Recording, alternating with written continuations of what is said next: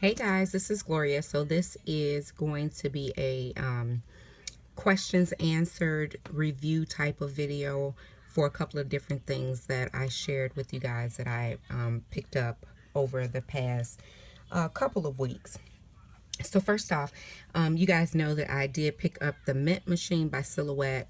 I just really wanted the machine because I thought it was really cool that you can create and design your own stamps. However, I do have the Silhouette Cameo, which I've had for some years now. And I will say that there was a bit of a learning curve trying to figure out how to make my own stamps without using the images that they provide when you purchase the machine.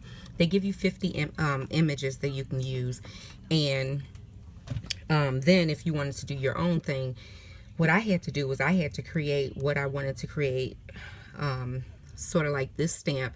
I had to create this in Silhouette, in my other Silhouette program for my Cameo, and then I saved it on my computer, and then I was able to open this up in the Mint. I'm not sure if that's the way it's supposed to be, but that's what worked for me. And I created this really cute envelope with a little bow and a heart, and it says Crafty Cake 7, and I really like this. This is the way that it stamps out.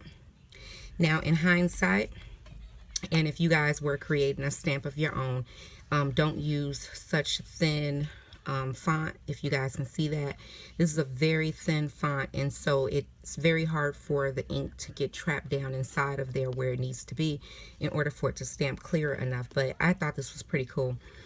This particular stamp is a 30 by 30. It's one of the smaller stamps, I believe, and it came with the Mint machine. Now, Silhouette online store does have the Mint machine for $50, but with the shipping and all that stuff, it would have cost me about the same amount that I got it from Joann. I caught it on clearance for $70. It was like $69.97. It does come with 4 inks, so you don't have to buy your inks separate, and it comes with 2 stamps. This one with the base, and it comes with a longer one that's about this long with the base. And so then you have to buy, you know, your other stamps that you want to use. I would not have bought this machine for full price. I actually looked at it when it first came out, and it was not a good purchase for me, only because I wouldn't necessarily come up with my own stamps a lot. And even at the $70 price point, or if you get it off of Silhouette's site for $50, I still think that it's kind of pricey, only because the stamps themselves are still very expensive. Right now, Michael's has them for $5.99, and you get 2 stamps in a pack for $5.99. But I mean, you know, we can buy stamps for cheaper than that, but it's all about personalization. So I do like this, and I enjoyed creating, and I love the image that that I created. But I don't know if I would necessarily recommend it unless you found it for really, really cheap, and you found the stamps for really, really cheap, because in order to replenish your stock, you're gonna be paying a lot of money. So anyway, that is that about the Mint machine. Then Mimi here on YouTube wanted to know how I got the sequin inside of this little clear shaker jar. And it was very simple. This right here is a separate little sticker than the actual jar. I just made a slit right up here, right above where the opening would be. I was able to bend it and fill it with my sequin, and then I hot glued this part back on top of there, and it hit the slit, and none of the stuff comes out. So that's how I did it. It was really easy, really simple. I guess you can also make a slit in the back of this if you want, if you're going to put this on paper, and then that way none of the shaker bits will come out either. And then I just use this little bow, and this bow is called a twine bow, and it's a die that I have, and then I just put a little sequin on top of it. So that's how I did that. Let's see. Then Kim wanted to know how the die that I purchased from the Funky Junkie boutique, how it went together. And so I wanted to share with you guys that. And, you know, before I was talking about you got to kind of get your orientation. So let me explain what I meant about that. So the die is by Eileen Hull, and it's called Journal. It's a Sizzix die, a steel ruled die.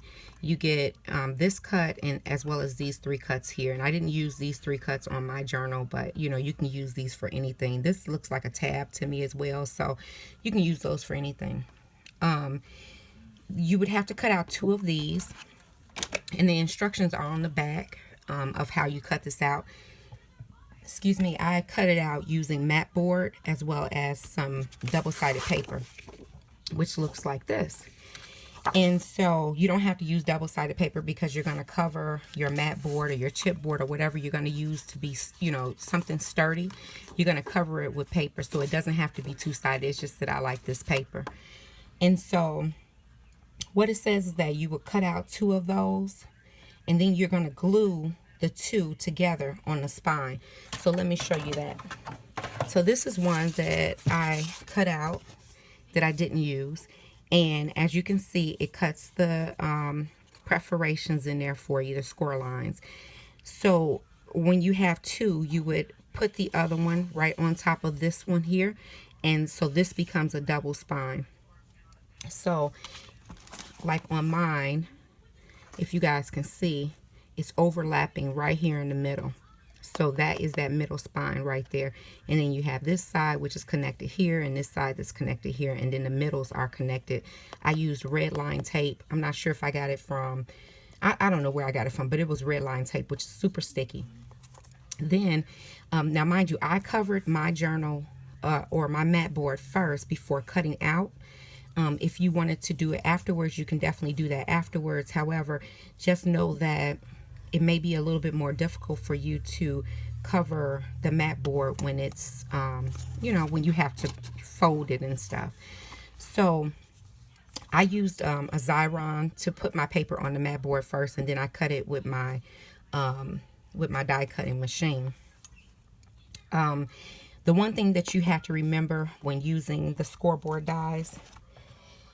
Oh, Jesus, I'm tired, guys. Sorry, I just got off work a little while ago, so I'm beat. But what you have to remember is that you need a cutting pad, but you also need a crease pad.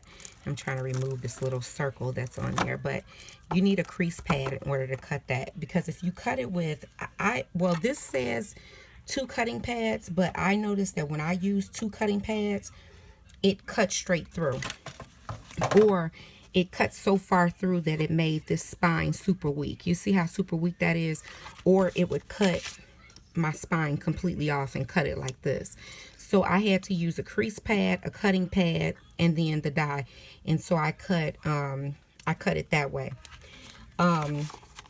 Just remember that when you're cutting out your pieces, though, you're going to have one for the front and one for the back, which means if you're going to use double-sided paper like this, you need to make sure that one is, you know, the opposite way, like flipped upside down.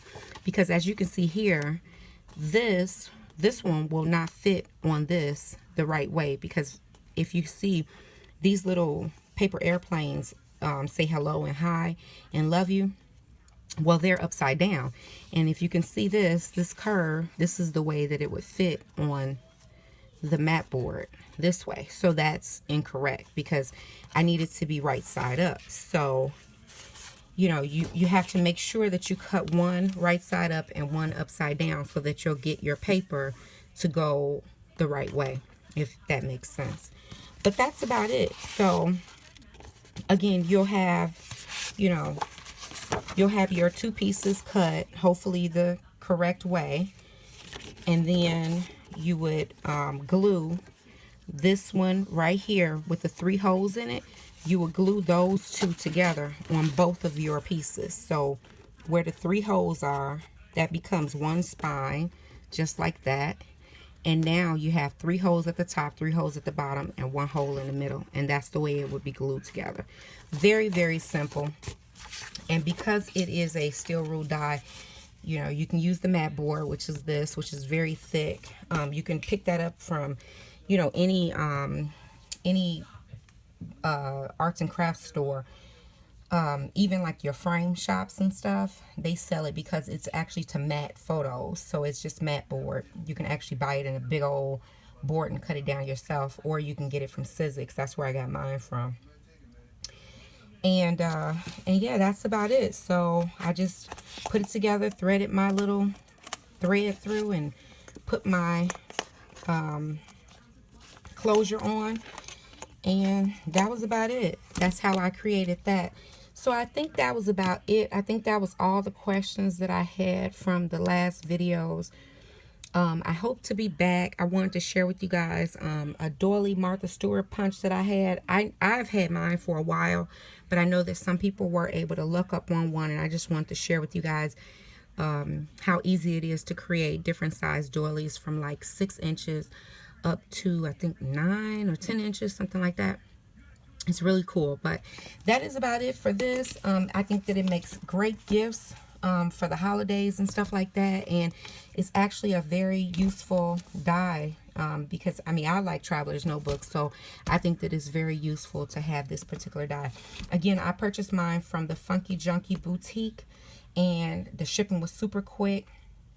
It was cheaper than what's on the Sizzix website, but they do charge you additional $2 because of the weight of the die. But they shipped really quick, and they sent free goodies with it, like a charm and some cuts and stuff like that. So I thought that was pretty cool. So that's about it, guys. That's all I want to share with you right now. I'll try to come back and share with you guys that doily punch. And that's about it for now. All right, guys, if you have any questions or comments, leave them down below, and I'll get back with you as soon as I possibly can. Take care, guys. Bye.